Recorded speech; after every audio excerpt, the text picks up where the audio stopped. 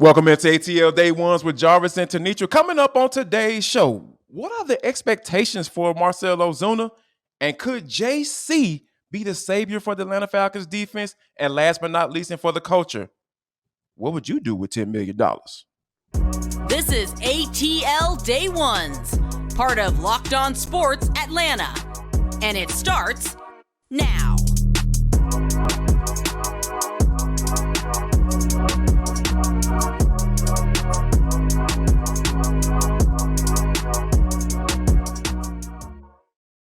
I want to start off by saying thank you for making ATL Day Ones your first listener today. And remember, we're free and available wherever you download your podcast. And wherever you download your podcast, make sure that you leave us a 5-star review. We really appreciate that from you in advance. Today's episode of ATL Day Ones is brought to you by FanDuel Sportsbook. Make every moment more. Visit FanDuel.com/locked on today to get started. I'm almost fumbling all over myself, Reggie, because I'm so excited. Good. Be excited, man. Today. Yeah, Reggie is back again. He did such a good job. I said, you know what? Tanitra's not going to be here, so I need you to come back, my brother, and do it. Knock another day out for us right here on Locked On Sports Atlanta. Really appreciate you, man. Yeah, man, excited to be here. I mean, this. I was super excited about this. We asked him to come back and said, man, I'm cleared out everything else I got going on, man. I'm here on my off day. I wanted to just take a moment to talk with you, brother. It's a pleasure every time. So. It shows the level of commitment that you have to Locked On Sports Atlanta, that you're here on your day off. I really appreciate that from you. Now we're going to give you back, some good conversation, man, because I think one of the things that everybody's been talking about is about Marcell Ozuna and what he's going to do, what the Braves are going to do with his contract. What is his role going to be? He's going to play in left field. Is he going to be the DH? And, when you think about, the amount of money that he have left on his contract, which you put roughly about $37 million, you would think the Braves are going to try to find some value. So I'm going to start off with this question. I want to get into what the Braves' expectations probably are for him. And I think we got a pretty good idea about that. But what are your expectations going into this season for Marcell Ozuna?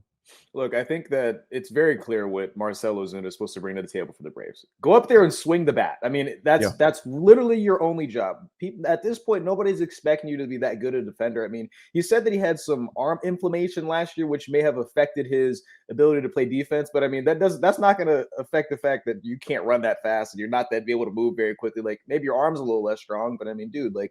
At the end of the day, you got to be able to play the position. Now with the DH, just go up there and swing the bat. Just go up there with confidence to be able to swing the bat. And I think that, my expectations for him are just to go up there and do that. That just seems like his role for the Braves. Go up there, swing the bat. You have to hit the ball well, and just bring that little extra level of juice at the end of the day. You're making too much money to be up there striking out as much as he does. Just go up there, just drive in runs and do what you've been doing for so long in your career. I mean, that 2020 season, he was unbelievable, which earned him such a long contract here in Atlanta. So he obviously put Alex Anthopoulos in a conundrum.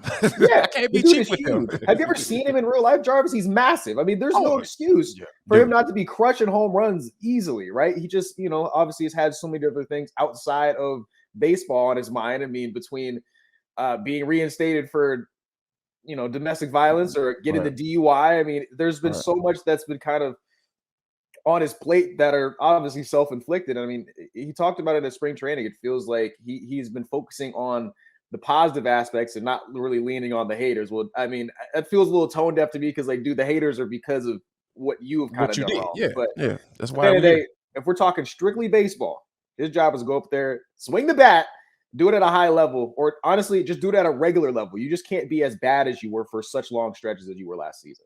Yeah, I'm with you on that. I'm in a space where hey, just go swing the bat. My expectations are for you to not play in the left field. I think that would do the Braves plenty of help, because those are some of the things that you don't want Brian Snitker have to worry about penciling him in that left field spot, because they have plenty of guys, roughly about 5 or 6 guys that are capable at least being guys that you can platoon or figure out what combination works, whether it be Eddie Rosario, or Kevin Pillar. They got several guys that have AAA options that you can kind of move up and down, given whoever has the hot bat. I think that's how that's going to work in the left field spot. But as far as Marcell Ozuna goes, I think there were some signs towards the end of last year.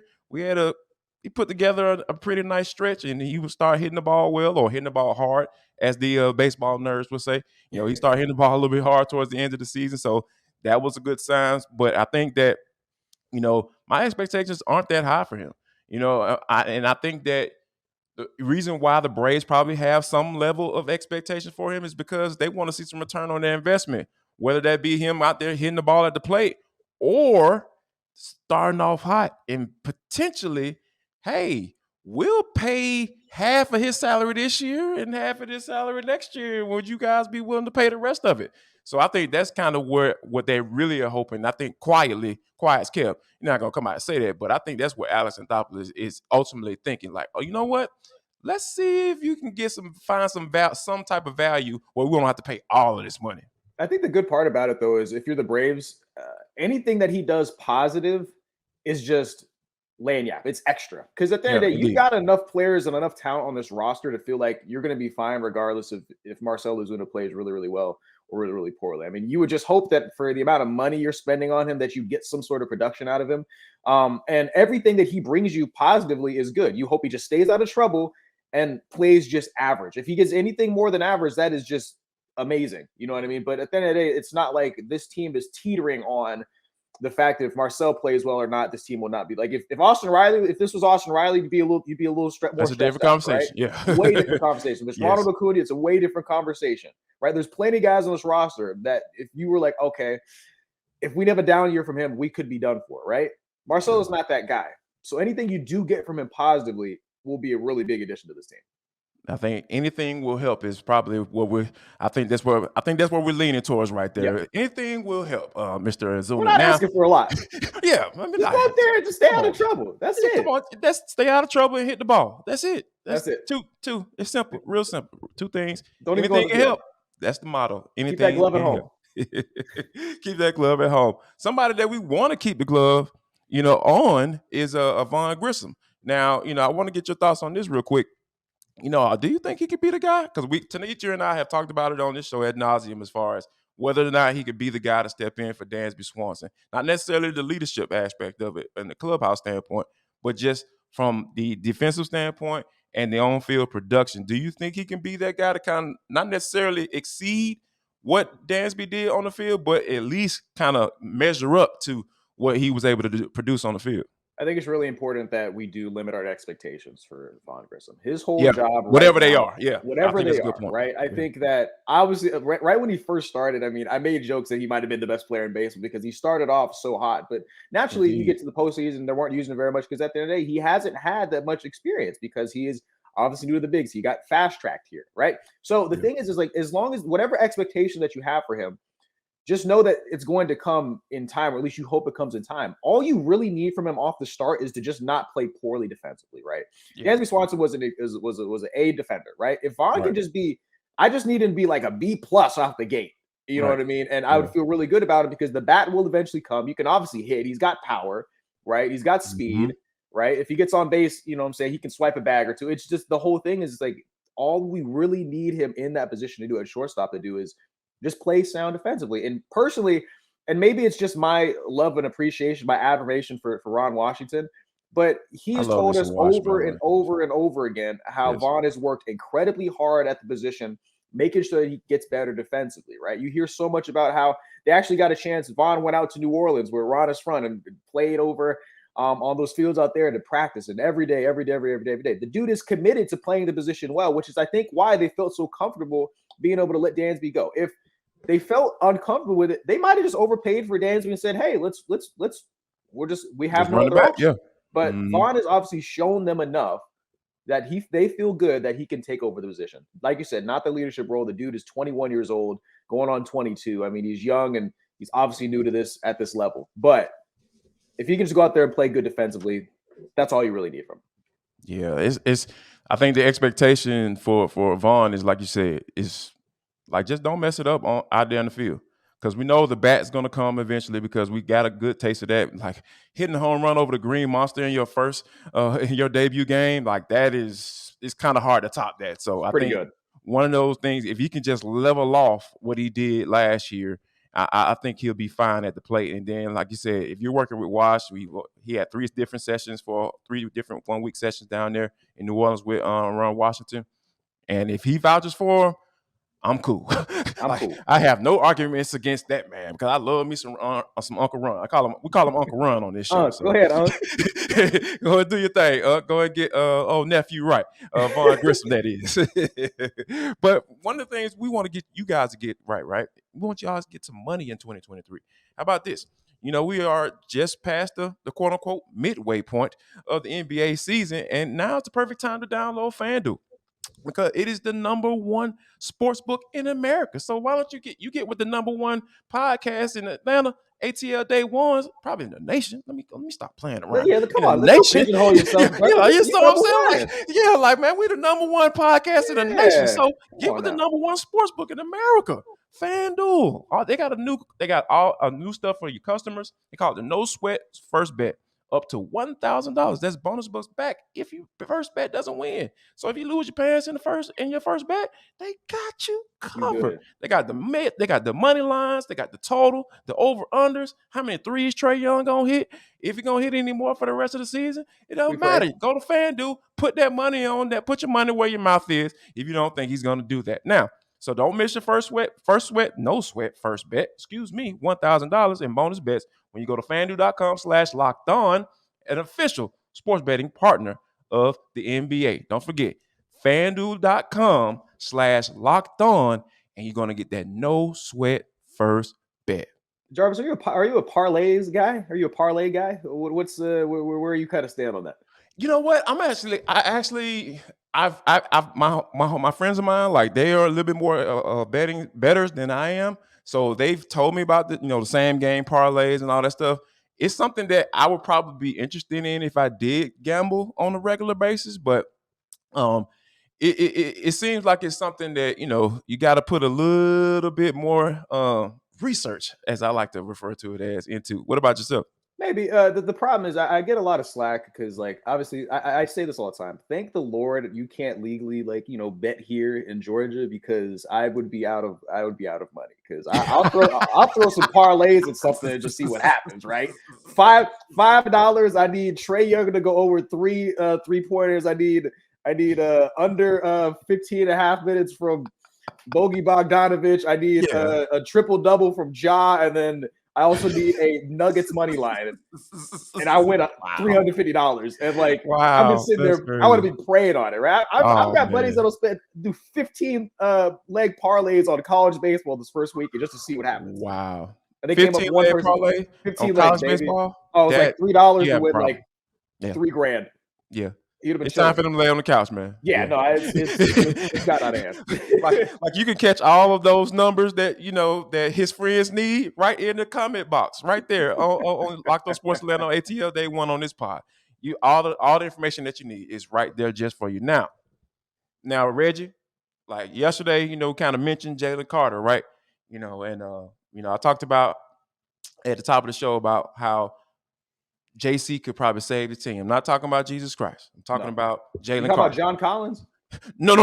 Okay, he ain't saving no team. Sorry. Okay. He's not saving any team. Don't get me started on John Collins, please. Follow me here. I want to stay on track when Tenitra is out. Because she helps me stay on track. I said I don't want to get off track for this show. But when I started doing a little research, right? So I started looking at the draft positions. And I'm trying to figure out how to get Jalen Carter to be able to become an Atlanta Falcon, right? Without them having to kind of give away the whole draft and do it. So I figured out I come up in a way. Okay. I found a way. So hear me out. Sounds like a parlay to me. A lot of things got to go right. You know what? It is so interesting that you say that. It kind of is like a parlay. So here's the thing. There are 4 teams that I identified in the top 10 that have no idea who their quarterback is. And the reason why I'm qualifying it like that is because, there are some teams, Seattle, they have Geno Smith. We don't know if they're going to re-sign him. You got Detroit, who has Jared Goff, who's, people think he's average, but they might be willing to stick around for a couple more years. And so those teams, I've kind of taken them out of it, right? But I've identified 4 teams that really they just don't have a quarterback. So they have no idea who it's going to be at this moment, right? All right, so I got Houston, I have Indianapolis, Las Vegas, and Carolina. Yeah, Now, Houston, Indy, and Las Vegas are second, fourth, and 17 picking respectively in the NFL draft. And Carolina is right behind the Falcons at 9. These 4 teams need quarterbacks badly. And you know what happens in the NFL draft when you have multiple teams in the top 10 who are quarterback needy? They started getting concerned when the first team makes that move. And here's the first team that I feel is going to make that move. It's Indianapolis is going to make a trade to jump Houston because Jim Irsay can't keep his mouth closed about who they really like in the NFL draft. They want Bryce Young badly. yeah. And I think that once you start to see that domino fall, that first domino fall, Indy, that is trading up in front of Houston, that's when I feel like the Falcons going to have the best chance to draft the guy who I feel is the best defensive player in this draft. He's special. Yes, he's super special. Because and I even go back to last year because you know how all the hype started coming around with Trayvon Walker and how he was going to be the number 1 overall pick, and I was just like, man, I was kind of racking my brain. I was like, okay, am I missing something? Like I feel like I got a good eye for football, but I just really can't grasp like what are y'all seeing? What am I missing? So I went back and watched the tape, right? I went back and pulled a game. I just pulled a random game. Pull a random game here. Boom. Put the game on. I think it may have been I can't even remember what game it was. I was watching the game and I was sitting up here like, okay, you got Devontae Wyatt drafted in the first round. Okay. You got Jordan Davis drafted in the first round. Okay. You know, those guys were, pretty good. But you know who stood out to me the most though? Oh, Jalen Carter. makes sense. Jalen Carter stood out to me on the tape with multiple first round picks. The number 1 overall pick, Trayvon Walker, Jordan Davis went to the Eagles, and Devontae Wyatt, excuse me, he went to the Green Bay Packers. All those guys were taken in the first round. And if you got a guy that's standing out with those guys in that lineup, you got Jalen Carter's the guy that popped out to me on tape first. That lets you know that dude is absolutely special. And like we talked about yesterday with Jesse Bates, that conversation whether or not we want him or not. Like, can this dude take the Falcons defense to the next level? If the answer is no, you need to stay away. It was no for me for Jesse Bates. But when it comes to Jalen Carter, I feel like this is the type of dude that can take this defense to the next level. I think it'd be big to have. I mean, like you said, he is an absolute specimen up front, and I mean, it's crazy when you just think about how the defensive line worked last year for Georgia or 2 years ago. Now at this point, I mean, it's just all that talent on that front line. It's kind of like how did they weren't going to lose at the end of the day. I mean, they found a way to lose against Alabama, but that had nothing to, you know what I mean? That's a lot of talent, right? I think for the Falcons, I think you pray that he lasts that long, right? You pray that he's still in that position, right? But here's where things get real crazy, right? Let's say, hypothetically speaking, right? Yeah, let's get a little wild and crazy, right? Let's say the Bears up front, they're like, all right, boom, we really like Justin Fields, but we say, you know what? Let's reset the clock. We got the number 1 overall pick. Maybe we get somebody that can throw the ball a little bit better than Justin Fields that has at least some sort of ability to run, right? You go after CJ Stroud or maybe Bryce Young, right? I'd probably go CJ Stroud if you're in that position because their offensive line's terrible and you need to be able to protect them and a guy that can probably stand up, right? So let's say they go over at 1, right? And they run with it there, right? That's when we start getting crazy, right? Because this is where I'm trying to get it. Crazy. I'm trying to get it to where Jalen Carter is available, or we just get a little wilder, right? Yes, exactly. We love chaos. So let's say we go Bryce off. Bryce is at 2 for Houston, right? And then let's say I've seen things where people are like, "Hey, look, Will Anderson's good, but you know how it works. When somebody's a player that you've known for a long time, it's just the best player ever that should be the number 1 overall pick, people start to overthink it, right? They get bored, I've seen people talk about Tyree Wilson from Texas Tech going above Will Anderson as early as number 3 to the Cardinals. So at that point, it's like, all right, we got a shot here. We got a shot here, right? That's fine. You talk about it, right? The Colts, they need a quarterback, right? Let's say they go, I don't know, Will Levis, right? Who I don't understand how or why anybody would do that. Like, I don't understand the whole thing about Will Levis, but maybe that's just me, right? Yeah. Okay. But you still got Will Anderson and Miles Murphy from Clemson and a couple other guys, right? So, like, at this point, let's say Will goes there, Miles goes at 6. I don't know what the hell the Raiders are going to do, but they need a quarterback, so they're just going to pick one of them. Maybe, I don't know, a buddy from over at Florida. Anthony Richardson. Richardson. Maybe. Right? Yeah. So that leaves you right at 8 and Jalen Carter right available. Oh, if all 4 of those quarterbacks go in the top 8, though, lock it in. You're feeling 88 good. is coming. 88 is coming to save the day. You're feeling real good. We had to figure out a way to make it work. But even then, like I think even if the Bears trade down, right? Even if they trade down, as long as they could probably it probably can still happen, right? It's just all about if the right things have to kind of line up, which is hilarious. Like we're hopping on this show just talking about just making up stuff because who knows what's gonna happen, man? We're just all winging it. I mean, I've seen people. I mean, when you look at I think Bucky or Daniel Jeremiah's mock draft, he said Lucas Van Ness from Iowa, the edge guy coming from over there, could be the guy that they pick, right? I think that maybe I've never heard of him before, but maybe it's just guy I don't know ball, or maybe it's because I'm not watching Iowa football, right? Here's the thing, though. Here's the thing, though, Reggie. Like it happens every year, right? Yep. Like we're talking about Will Levis in the same conversation as Bryce Young and CJ Stroud. It's unbelievable. Like just look at like the big games. Just think about all the big games.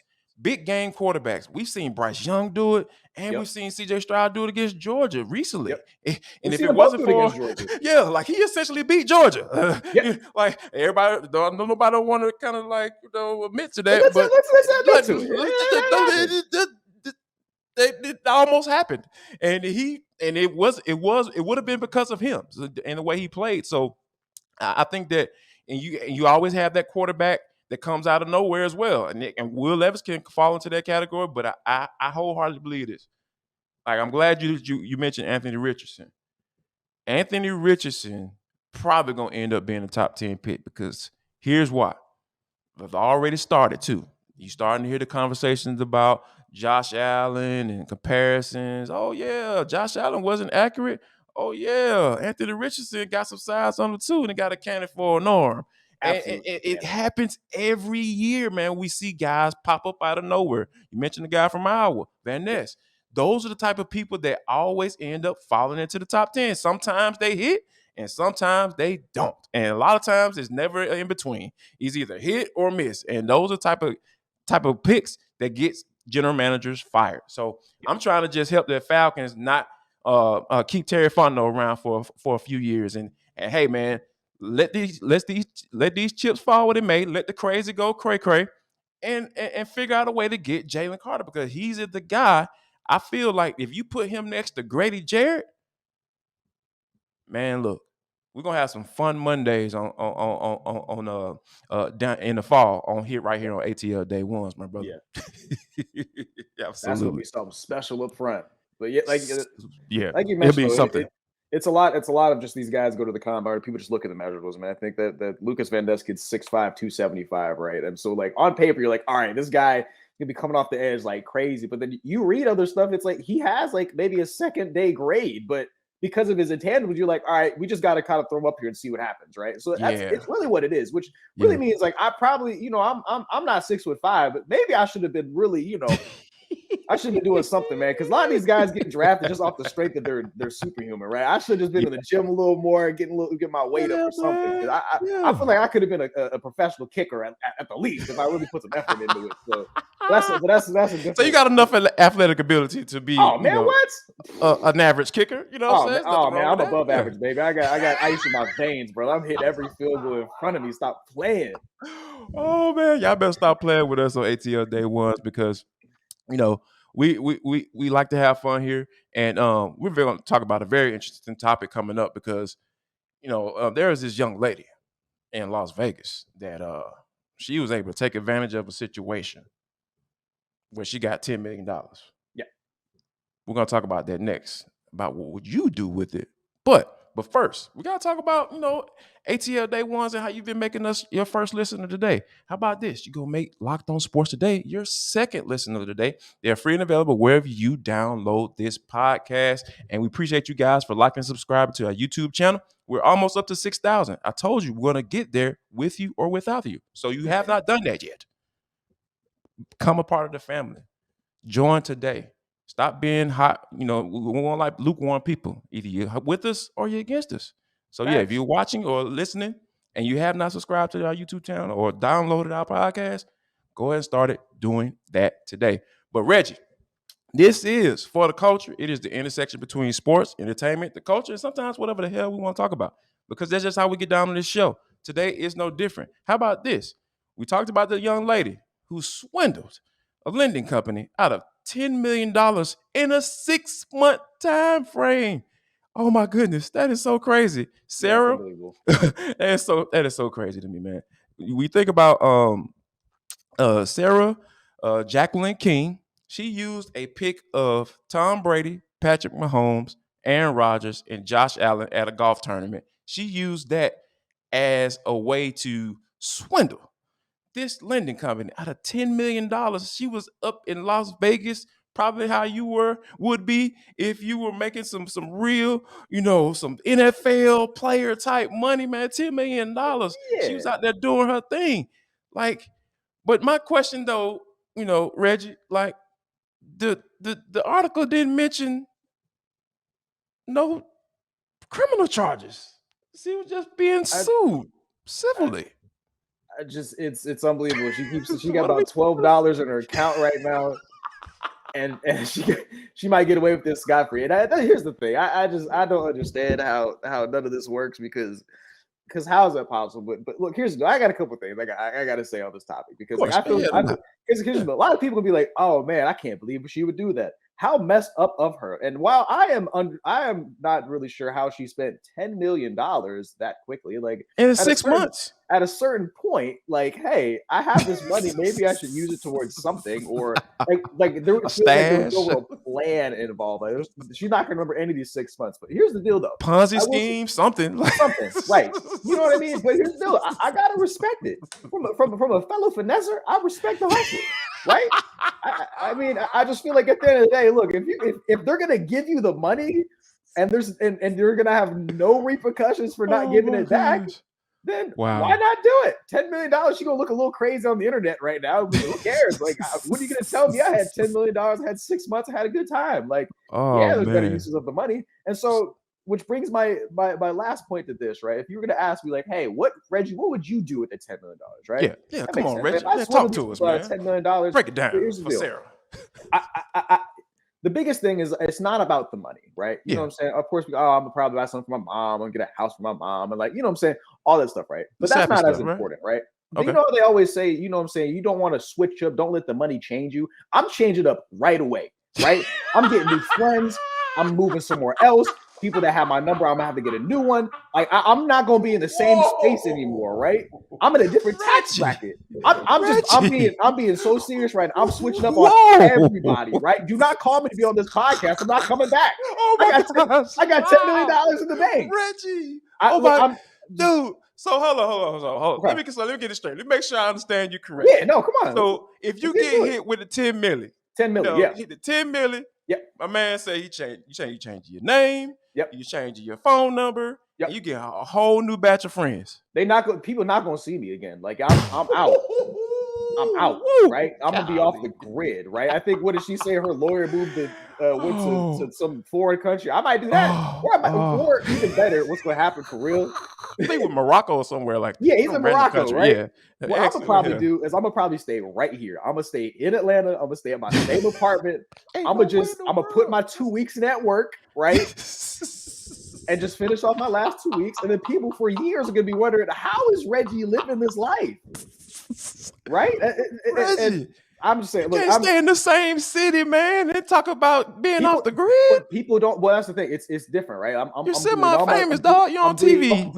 Come on now. I'm just be the guy who quit his job at 11 alive. It is what it is. As long as people don't know I have the $10 million, it is what it is. People gonna be a little confused. I'm not texting back, but at the end of the day, I got $10 million. What are you gonna tell me? I'm out, man. So basically, what you're saying is you're gonna pull the female secret love child with an NBA player that nobody wants. The NBA player doesn't want to know about. Move, basically. Sorry. I don't know if I put it like that, brother, but I don't know if I describe it as the same thing as that. It's more of a, I'm off the grid. Live the life, and you want to stay off the grid. I'm gonna start rocking them poo shiesty masks where I just got my eyes out. It's gonna be 90 degrees. I'm walking around with that mask on because people, you know what I'm saying? I don't need people to know who I am. I'm off the grid. Hey man, like I feel like we accomplished a lot today. I just want people to know this is who I am. Right now, I'm a good guy. Yeah, I'm a real supporter. right now. Right now, Don't give me money, though. 10 million hit that account, I'm out. Don't call me. I'm sorry. Oh my God. It's nothing personal. It's just at the end of the day, what are we going to talk about? I'm rich. Oh my God. I wish I had that James jump right about now. Oh my goodness. We learned a lot today, folks. I want to say thank you for making ATL Day Ones your first listen today. Remember, make Locked On Sports your second listen. You can find it wherever you find or download this podcast. And people, like what I'm about to tell you right now, I say it every day, but I think it's going to hit a little harder today. If you don't do anything else, make sure that you show love, share love, and don't be like Reggie. And make sure you spread love. I spread it at 10 million, man. Whatever.